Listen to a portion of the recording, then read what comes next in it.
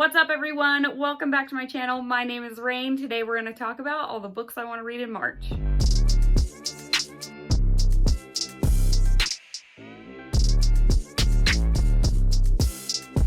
So I'm well aware that we are already pretty far into March as I'm filming this, but I mean, here we are, so might as well just get right into it. One book that I've already started in March is Hell House by Richard Matheson. This book was the Midnight Society book club pick that is being hosted by Reading Among Chaos on Instagram. And we're just having a really good time in the group chat talking about this one. But basically, it's a horror novel that is set in a haunted house. And we're following 4 different people who are hired to check out this house and see if it's really haunted. So far, I'm not feeling particularly scared by this or anything. I don't find it all that frightening, but I mean, we'll see. I'm still 60 pages from the end, and yeah, you'll hear more about it in my wrap-up. I'm also participating in a buddy read this month, and that is for Docile by K.M. Sbarra. I'm reading this with Marcy Reads and Melly Reads. I will link them down below, but basically, this is a dystopian novel where we are following Elijah and Alex, and Elijah is becoming a docile to basically pay off his family's $3 million debt. And Alex is Elijah's patron, which is basically the person who buys him. Alex is actually the CEO of the company that creates the drug Docile. Elijah's mother had previously became a docile herself and had some after effects from the drug. So Elijah refuses the drug Docile.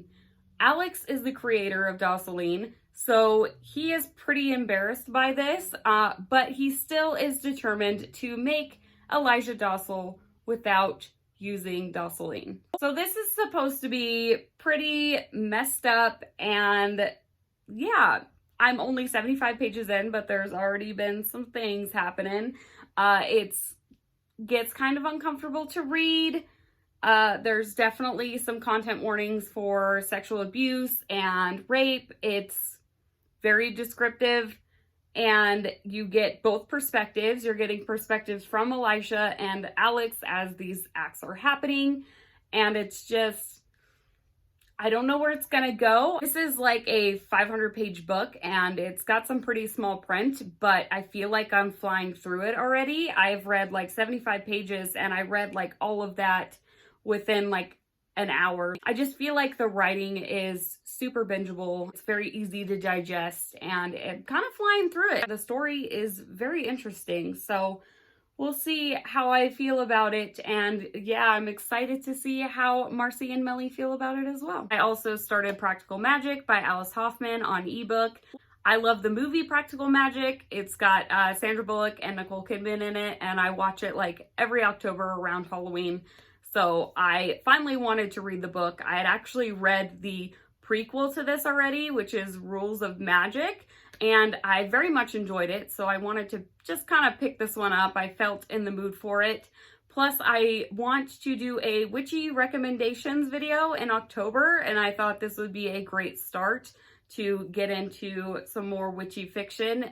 That way I have lots of different recommendations for you guys. So far, I'm having a pretty good time with it. I think I'm about like a quarter of the way in or something like that. I just kind of started it in the middle of a readathon because I felt in the mood to read it and I needed an ebook to start. So we'll see how this one goes. Since it's also middle grade March, I would at least like to try out one middle grade. And one that I've been really excited about trying out is actually Nevermore by Jessica Townsend. And this story follows a girl named Morrigan Crow, who everyone says is cursed. Basically, everyone in the town thinks that when anything goes wrong, it's all her fault because she is cursed. And because she is cursed, she is doomed to die on her 11th birthday. But everything changes when she is whisked away to this magical school. And that's about all I really know about it, and all I really want to know about it, because it just sounds so magical and fun, and everybody seems to really love this series. So I'd really like to jump into it and try it out. It's middle grade March, so I at least have to read one middle grade this month. I also plan to participate in the Backlist Readathon. This is a readathon happening from March 9th to the 15th. So today's the first day and I haven't started any of these books, but I'm hoping to get around to them. One thing you'll learn is I'm not the best at readathons, but I still very much like to try them out. So the Backlist Readathon is basically all about reading the backlist books that you have on your shelf. And I think by backlist, they mean anything that was published before this year. So the hosts for this readathon are actually Gabby, Zoe, and Jacqueline. And I'll link all their channels down below. I believe there are a few other booktubers who are participating, but I think those are the main hosts for this readathon. So yeah, I'm super excited to try this one out. It'll be my first official readathon on BookTube. It should be a lot of fun. I'm very excited to be participating, and I have a lot of backlist books that I would like to get to on my shelf, so this one seems just right for me. I'll just get into the prompts for this, and then I'll show you what books I'm going to read for these prompts. So the first prompt is to read your shortest backlist title. And one of the shortest I have is actually The Crucible by Arthur Miller. It's another witchy book that I want to get around to. This is basically a fictionalized play that is set during the Salem witch trials. I had actually read this book in high school or middle school, one of the two, and I've seen the film. I do remember enjoying it, and I really want to try it out this year. That way I have it in mind for my witchy recommendations video. The next prompt is actually to read a book that intimidates you the most. And for this one, I could probably pick a lot of my bulkier, like bigger books, because of course they intimidate me. But I don't think that's logical for readathon. I just will not get those finished. So I did feel like, as far as writing style and the types of books that intimidate me the most, this author seems to come to mind, and that is Chuck Palahniuk. And basically, I read one book by him. It was Invisible Monsters, and I really enjoyed it. But I am intimidated by his writing because I know that a lot of his books are very metaphorical and they're just kind of off the wall and weird, and I kind of get nervous about whether or not it's going to go over my head or that I'm just not going to enjoy them very much. So I would really like to try and pick up another one of his works very soon. And so for the readathon, I chose Lullaby by Chuck Palahniuk. And basically this is a story about a journalist who is doing a story on SIDS, which is sudden infant death syndrome. And during his research, he discovers a song that when you hear it, you die. And yeah, that's pretty much all I know about it. I do have quite a few Palahniuk books, and I just really like to get around to them. So this one just kind of caught my interest the most. And yeah, so we'll see how I end up feeling about it. The next prompt is to read a backlist title that was recommended to you by someone else. The book I chose is a book that my friend Jamie actually gave to me to read, and that's All the Ugly and Wonderful Things by Bryn Greenwood. I had heard about this book before she gave it to me to read.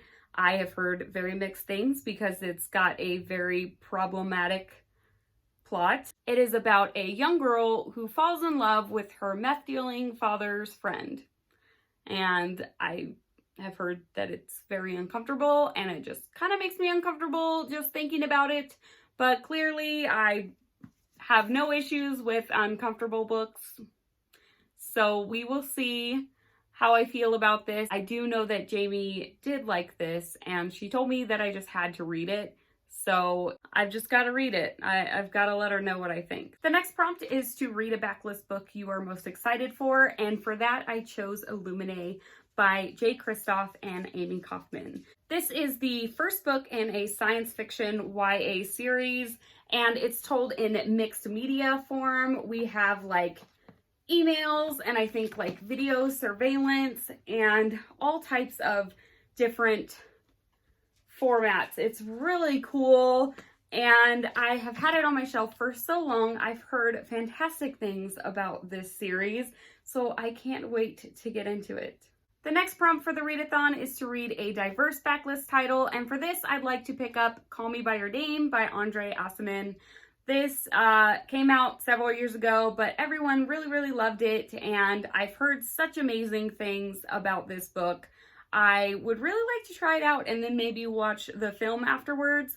I know it follows a young man who falls in love with this older man who is staying at his parents' Italian villa or something like that. I think he kind of leans on the side of obsession, and I'm just curious to see how this one pans out and how I feel about it compared to everyone else. So it's been on my shelf for quite some time, collecting dust, and I'd finally like to get around to reading it.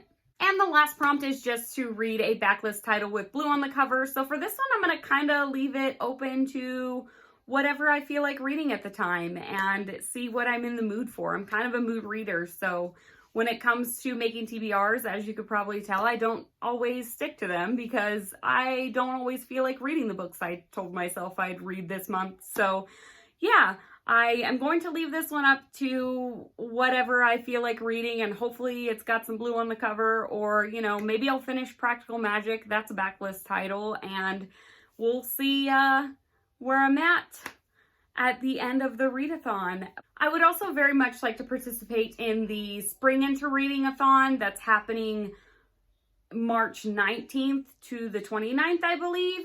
But I'll have a separate TBR video for that one. And yeah, so that's about it. That's all I want to get around to in March. Let me know down below what you plan on reading this month and if you're participating in the readathon too. So as always, thank you for watching, and I'll see you next time. Bye.